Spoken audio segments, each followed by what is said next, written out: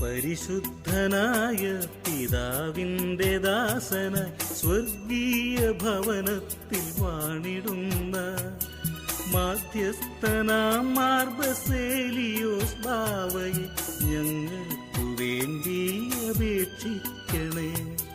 മാധ്യസ്ഥനാം Mar Baselios ബാവയെ